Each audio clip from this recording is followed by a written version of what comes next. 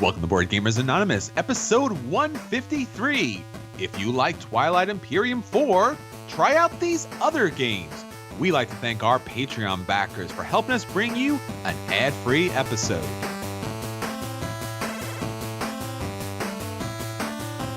You're listening to a proud member of the Dice Tower Network, dedicated to bringing podcasters together for the greater good of gaming. It's sort of like Voltron, but with better lip syncing. Find out more at Dicetowernetwork.com.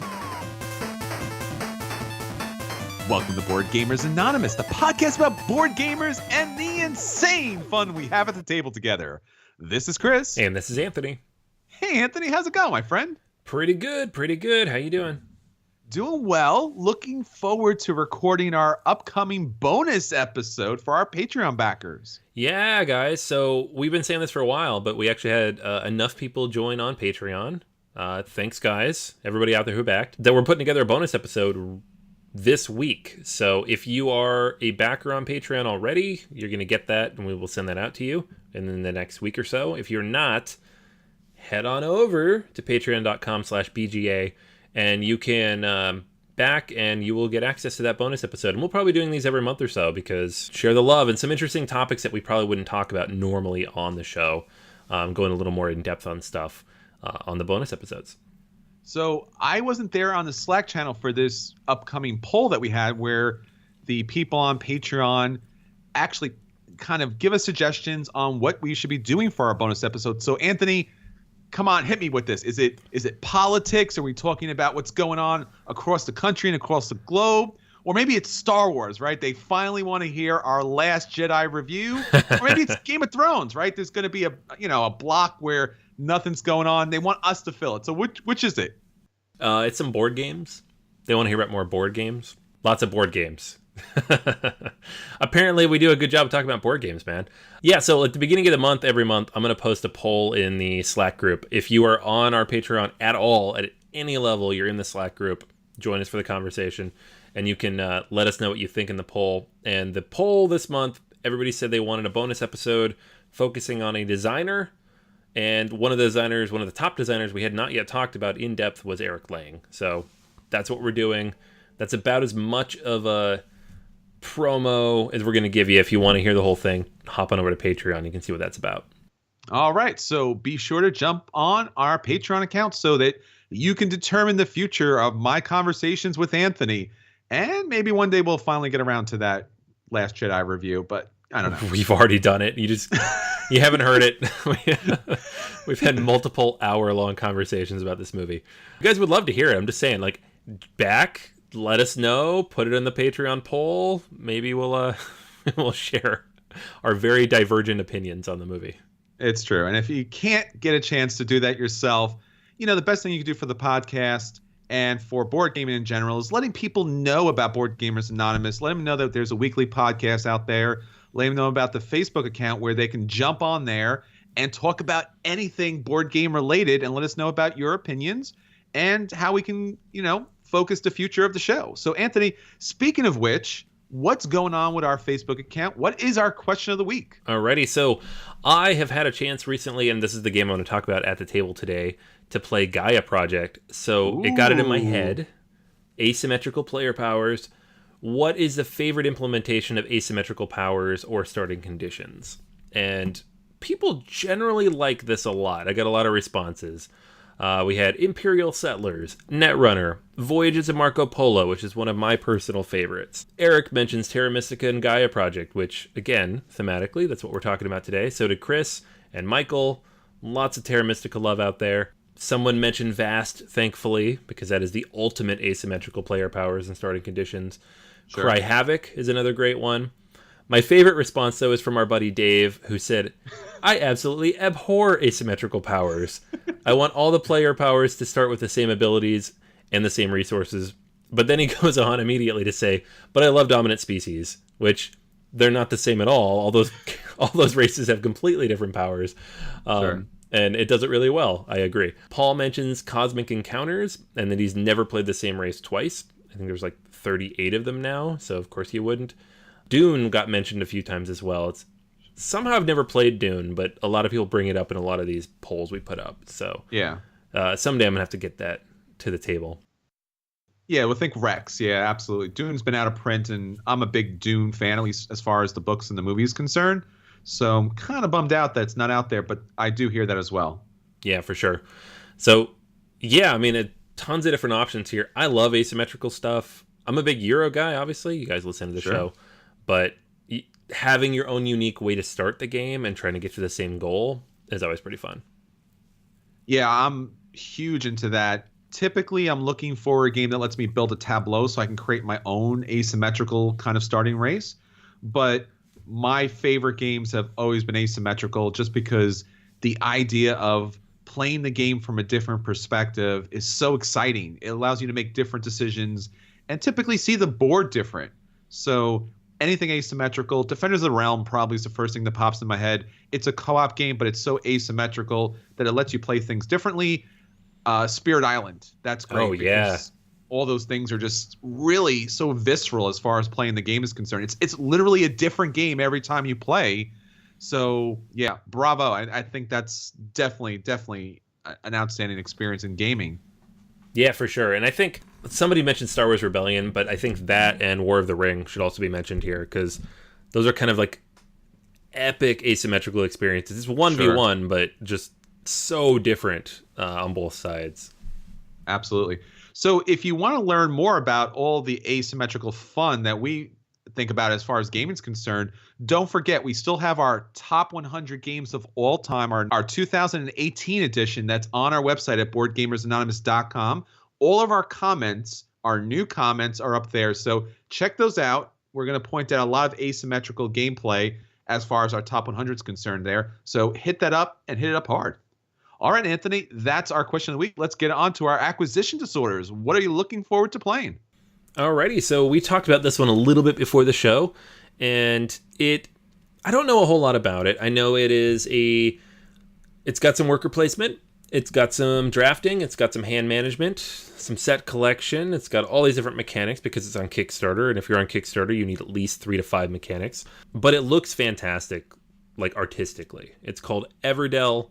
The designer is James A. Wilson, and it is just a very pretty looking game. And I don't usually just dive into games being like, this is so pretty, I love how it looks. But there's something about these games, and Root did this, and there's been a couple other games that did this recently, where you're animals in a forest living your lives. And it just reminds me of like Disney's Robin Hood or something. Like you've got critters going around just trying to complete the tasks that are before them and live their lives and build their little buildings and keep their towns running and just have a happy life without all these awful things outside kind of getting in the way.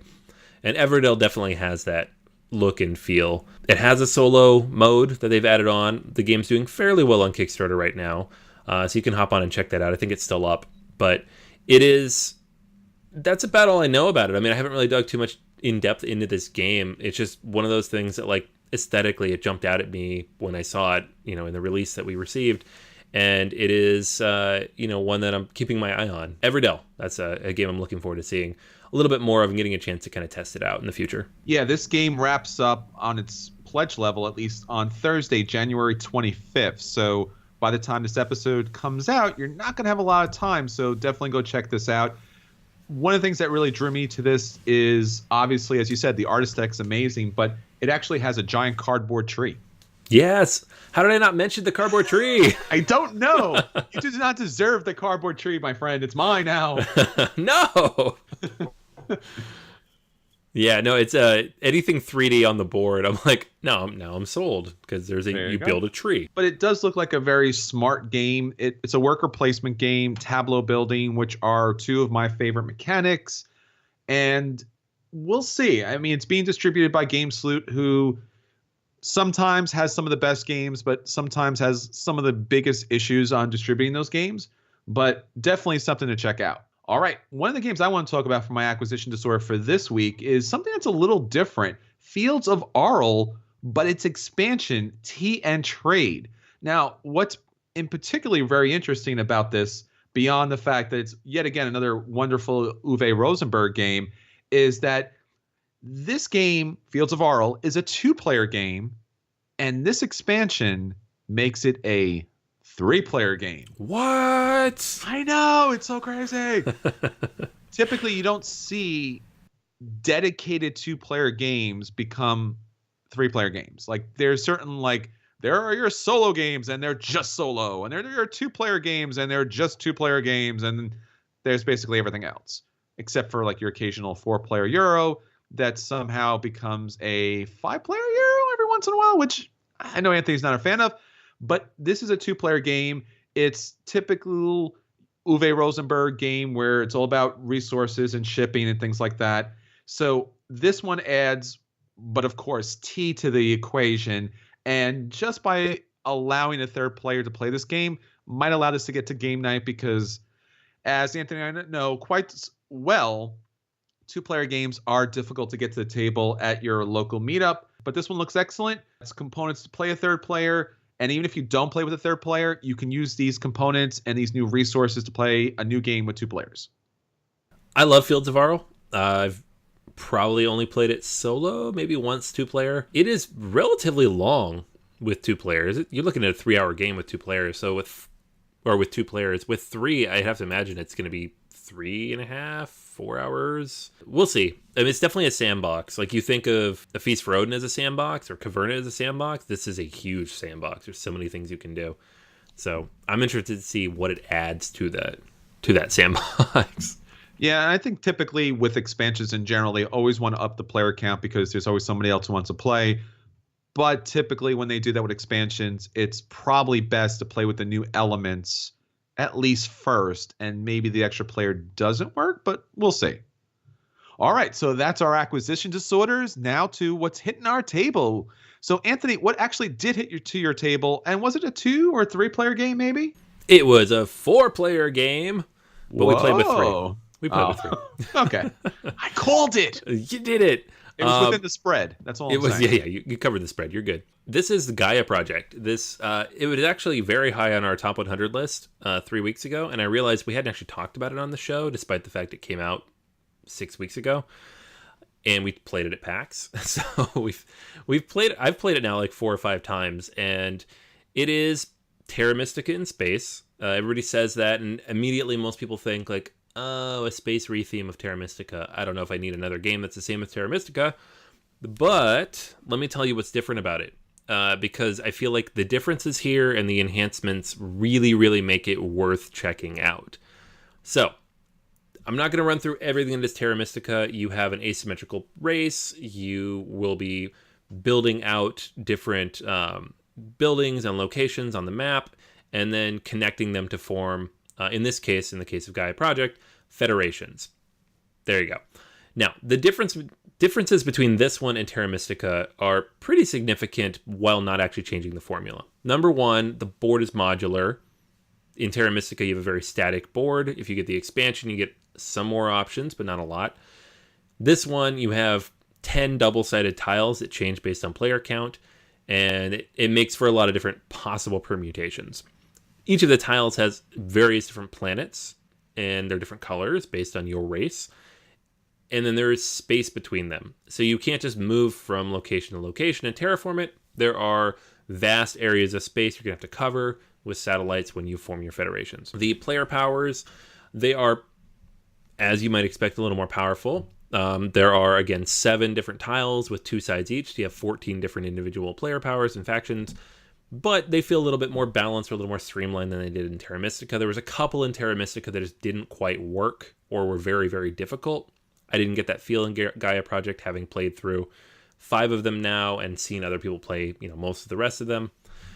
The other huge, huge difference in this game that I have to mention is the developments. So in Terra Mystica, you have a priest track. And the priest track or the cultist track, I can't even remember what it's called because it's so generic. But basically, you assign a certain resource, you move up the track, you're trying to score points. Occasionally you move power. Power is a resource you can use to perform additional abilities. In Gaia Project, this track is everything. This track allows you to improve your terraforming ability. It allows you to improve your range. So trying to cover that open space to reach new planets. It allows you to acquire new resources and income. It allows you to upgrade your Gaia project ability. So as the name of the game ensues, you have different types of planets, and then you have these Gaia planets that have to be specially terraformed using these Gaia formers that you have to unlock through a special ability.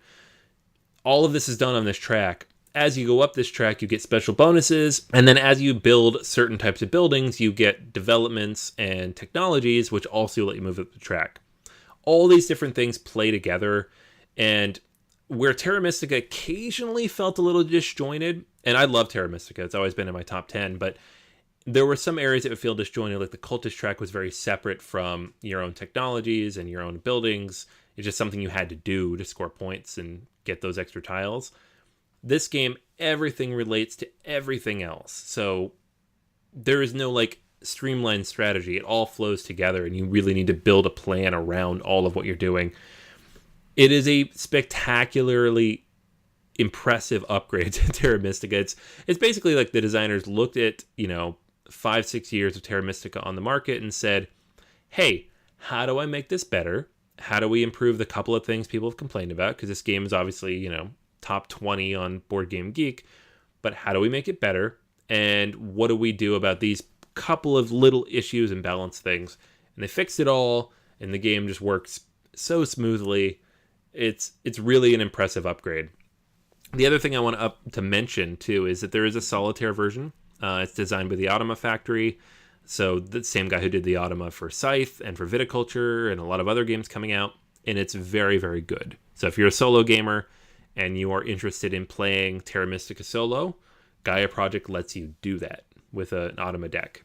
So the one downside here, the one big thing you have to keep in mind, it is more expensive than Terra Mystica. It's $100 instead of $80. It does integrate some of the ideas and concepts from the Terra Mystica expansion. So that offsets a little bit because the expansion for Terra Mystica is $40, but you are paying more for the base game. If you already have Terra Mystica and love it, I don't know that you necessarily need to buy this as well. But if you don't have Terra Mystica and do like it, I would say get this instead. And if you've had issues with Terra Mystica but thought it was a decent game, try this one out. I'm very happy I picked it up. It is definitely the definitive version of this particular formula for me right now. So it's definitely worth tracking down. I'd say it's a buy for sure, unless you already have Terra Mystica and love it. Yeah, recently got together with some people for Terra Mystica Day, and everyone was really loving on Terra Mystica, but the talk of the table was the Gaia Project. And having at least tested out a couple of rounds at PAX Unplugged, I was really excited, actually a lot more excited for Gaia Project. I guess for one reason in particular, the modular board setup and how a lot more thought went into those cult tracks really made the difference for me. So I don't own Terra Mystica, always wanted to pick it up, just I guess because of the price point. It was a little high now on my budget and just was not playing a lot with the group. But I definitely, because I don't own Terra Mystica, I would probably pick up Gaia Project first. Yeah, I'm kind of torn right now because now at the current moment I own both.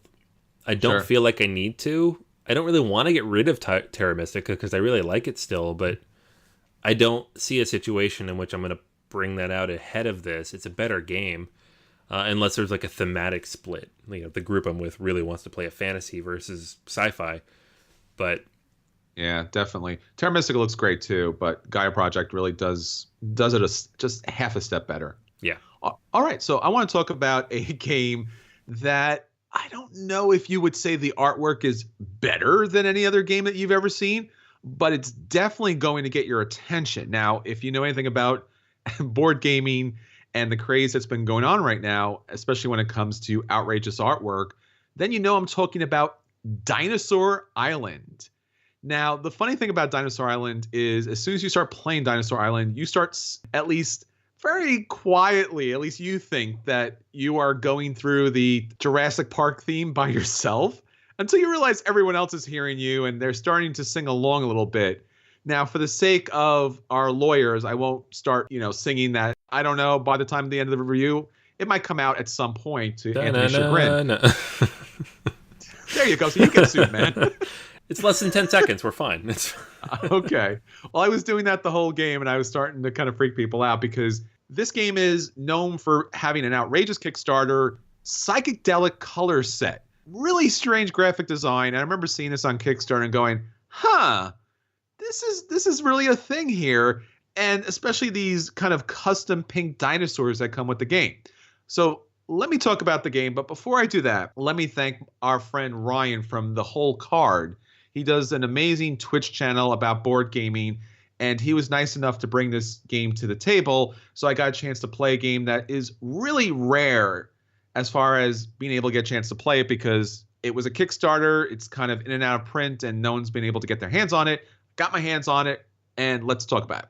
Now, as I mentioned at the start, crazy color palette, and it takes up a huge amount of table space. So when you are playing Dinosaur Island, you're like, I can't kind of like consume all this at once. And we did have a player at the table that was kind of overwhelmed by it. And I thought that that was going to be the case for all of us. Now, the genius behind this game is that the middle board setup actually tells you place in what order. So when you look at the boards, the first board you're going to take a look at, your phase 1 board, is the research phase board. Now, in this board, you are going to pick DNA samples from dice that are rolled at the start of the phase, colors that are going to go into your kind of cold storage. So your own player board has tracks where you can hold this DNA. So you might pick a certain die with a certain meeple. In this case, the copy that we had, thanks to Ryan, was the deluxe Kickstarter copy. So it had these nice little beaker meeples that had the 1, 2, and 3 on it. So if you placed the 3 with a die that had 2 pieces of DNA on it, now you got 6 of that color that you were able to add to your cold storage. Now, this is important because later on, you're going to use that DNA to create dinosaurs. Now, beyond that, you're also able to update your cold storage that you can actually hold more DNA. So make a choice here. Am I going to go initially for the right genes that I might want? Am I going to go for the cold storage? Or am I going to go for probably the funnest part, which is picking the dinosaurs and the pens that come along with them? Part of the board is really interesting because you're going to have a picture of the dinosaur. You're going to have the DNA combination that's going to allow you to create the dinosaur. So once again, you get to see the dinosaurs here, and you get to see the dice on top, and you get to figure out, I need this, and I need this, and I need that to kind of work together. Now, based upon what meeple 1, 2, and 3 you place, you'll be able to get sort of 1, 2, or 3 on there. Now, on the it's going to be the herbivores, and as you work your way down, it becomes small carnivores to very large carnivores. Now, depending on what you pick, that's going to drop down to your player board. So on one side, you're going to have a lot of your genetic cold storage and where you keep your genes. Then you're going to have your placement for different abilities. But there's going to be a whole separate board, which is going to be your wonderful park where you place your dinosaurs. It kind of looks like a bird's eye view of a park. And that's where you start building your dinosaurs. So once you place your initial meeples for that setup, you move on to phase 2. Because phase 2 is going to allow you to use your money, and in this Kickstarter version, insanely incredible metal money. That's probably the thickest metal money that I've ever seen in a board game. It's going to allow you to pick from $2, $3, or $5 special abilities that you'll be able to play onto your kind of like player action board. Or you can pick up one of the various different shops that come in the game. I think there's 3 different types, but there's a number of different shops. So that could be food, that could be rides, that could be purchasing novelties and things like that. Or you could pick up a special bonus card, which is going to be like this personality card that's going to give you a worker, for example, or it's going to give you a special benefit. But whatever you take, it's pretty rare. So pick it up and pick quick. Now, there's an opportunity to not pick those things at all, but you can actually pay basic genetic genes or advanced genes. So get those other cards that are in play. Once you pick those things, then you move on to phase 3. Now, phase 3 happens to be my favorite phase because this is where all the magic happens. Now, you've picked up the genetic material from phase 1. You picked up the special worker cards, now giving you an extra ability. And you picked up the dinosaurs that you put onto your board. Now, this is where you create your dinosaurs, and basically you're placing a meeple. So now this is your worker placement element. Place your meeples, get your money, get your genetic material kind of mixed up in the right combination so you can kind of create a dinosaur that goes onto the park. You grab one of these plastic dinosaurs that you get able to put onto your park. If you have the fancy edition, You have a whole number of different dinosaurs that actually go along with the ones you can create. So it's pretty awesome. I really like playing with that part. And then you address your threat level. So if you have those big scary dinosaurs, your threat level is going to go up to be able to spend money to raise your threat level. If it doesn't, you're going to be in trouble because all those people that came into your park because of all the thrills that you brought in, there's a track that tracks your excitement. So the more excitement you have, the more people that you come in, so the more possible victory points. So they pay you money going in, but if your threat level was too high, they're going to get munched before they head on their way out, which is going to lose you the opportunity to score more money or victory points, but you get their money when they come in. Unless you pull from the bag some meeples that are going to give you hooligans. Don't pay to get in. They jump the fence to get in, and they're not going to score you anything on the way out. So it's a little bit of a problem, but not a major drawback as far as the game is concerned.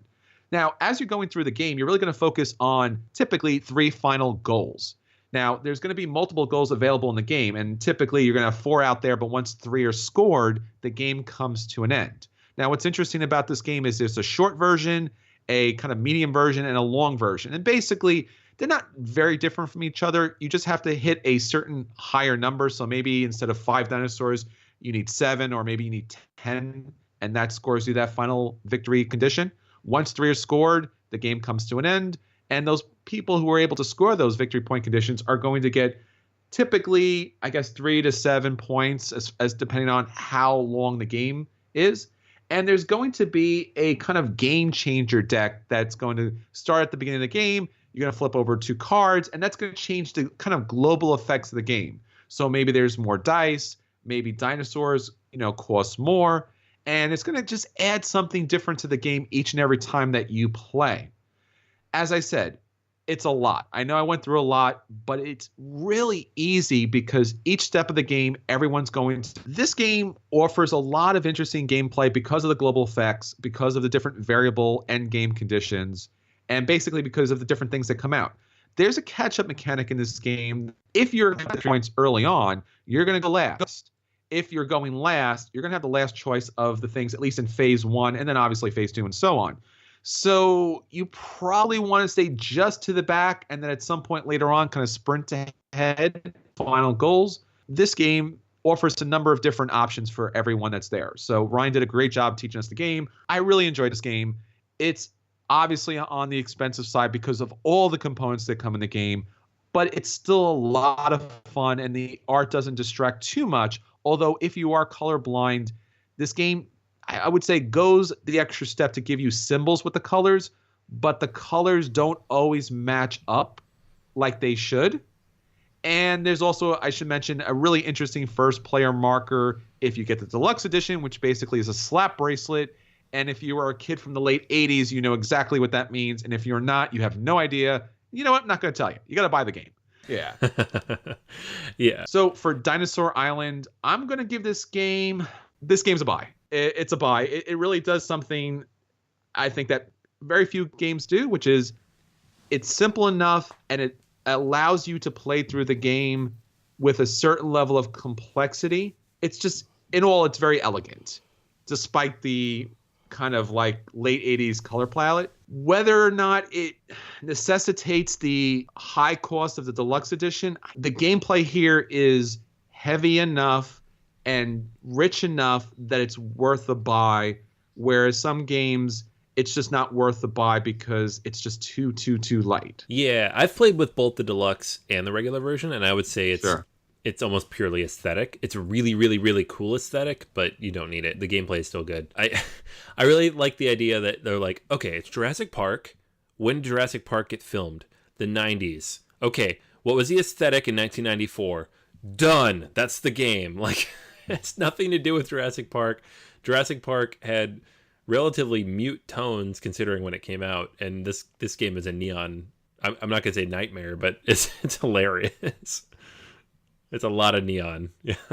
Yeah, as you said, you don't need the deluxe version, although the different dinosaurs are great and the money is insane. Yeah, oh my god. I don't think you need the you don't need the money for this game, but you might want to buy the money because you can play it in other games.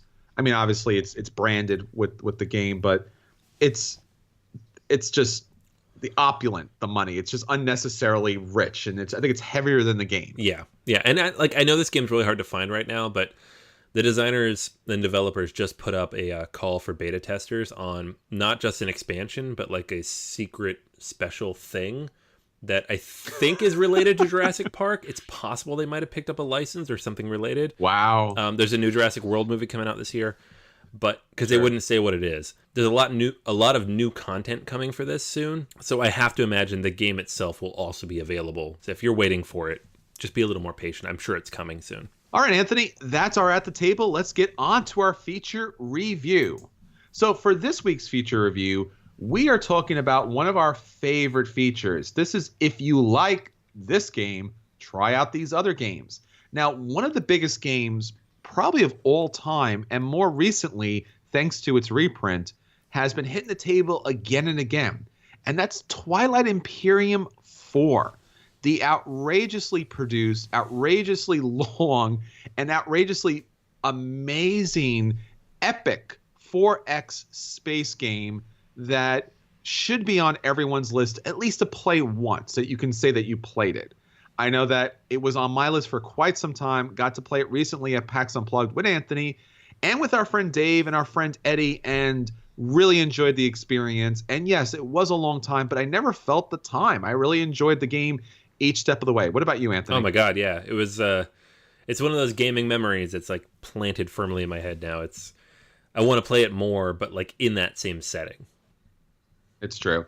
It's something that I guess because of the length and because of the bigness of the game, it's not something that everyone can get to the table.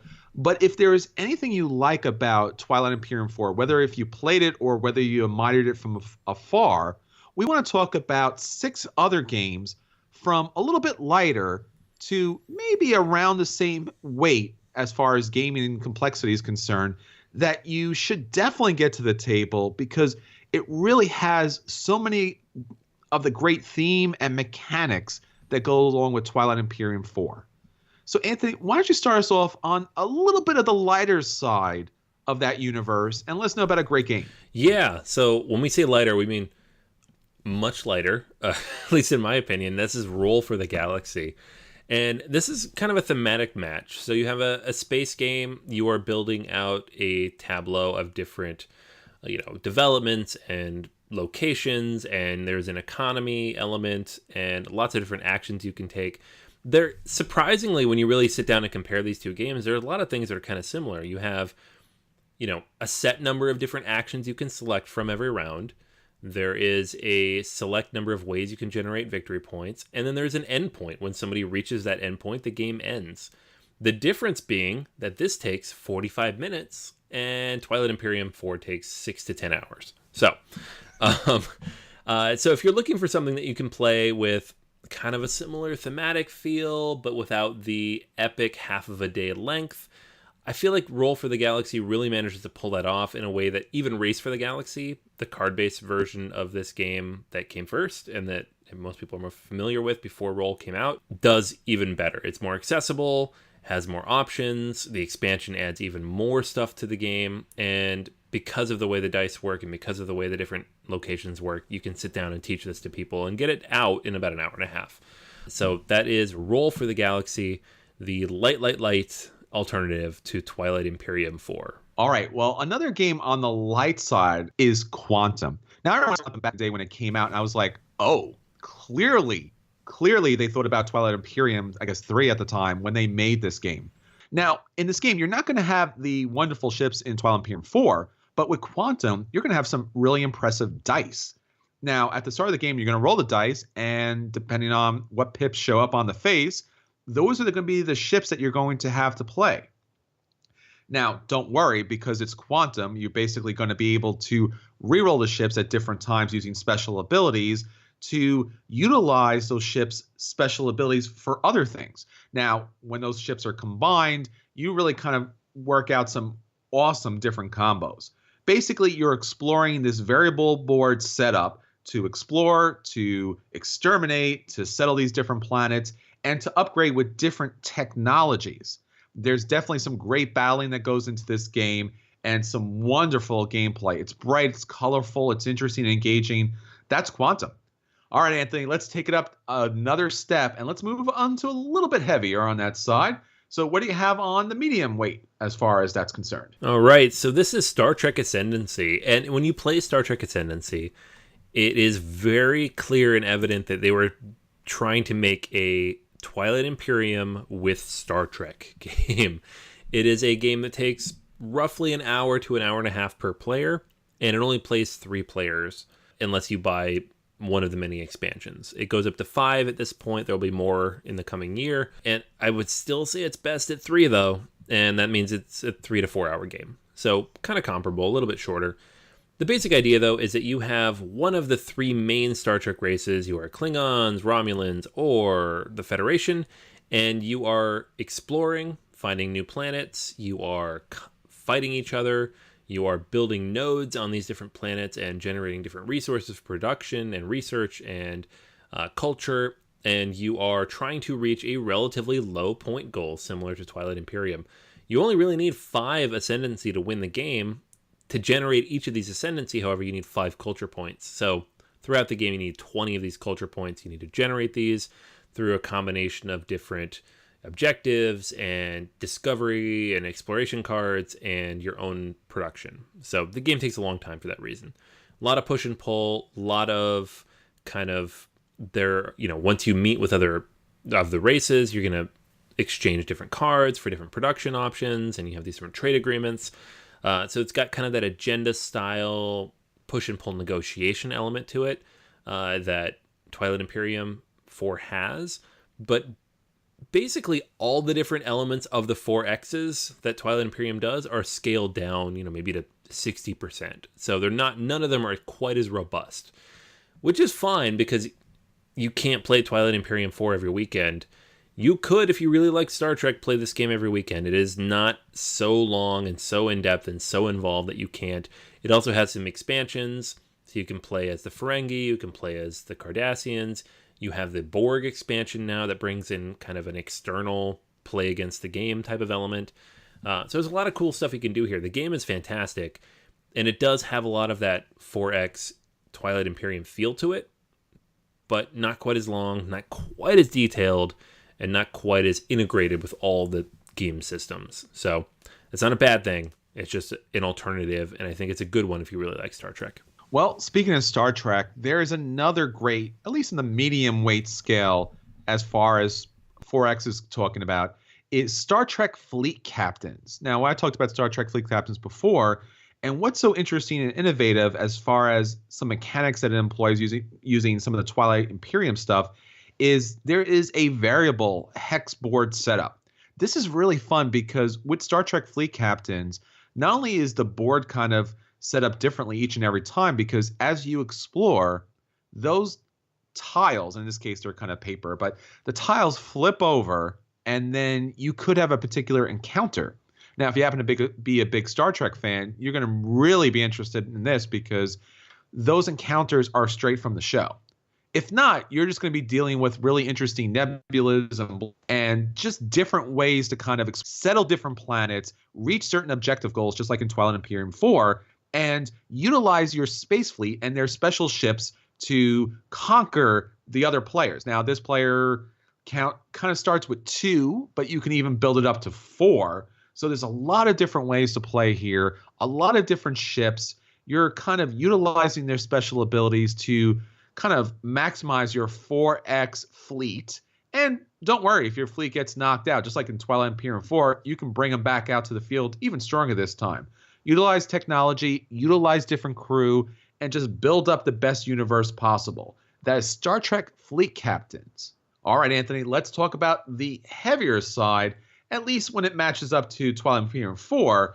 So what do we have that at least comes a little bit close? All right, so on the very Euro, lots of cube side of gaming, we have Eclipse. Eclipse is a game that has pretty much all the elements of Twilight Imperium 4. You have your exploration, you are putting out different tiles as you explore the universe, you're fighting with each other over these different spaces. It's possible to get eliminated in this game despite the fact it takes 4 to 5 hours. It has all these different things. There's dice elements, there's grid movement, there's player elimination. You have a modular board. Everybody starts with their own player powers. There are, 3 or 4 different expansions that add new elements to the game and build it out and create even more complex situations and criteria. And the game itself is actually going to be updated here in 2018 with a second edition, kind of integrating all these things and building kind of a best of version of the game, similar to Twilight Imperium. So it is very much a 4X game in space. It is about not just exploring and researching, but also building spaceships and waging war.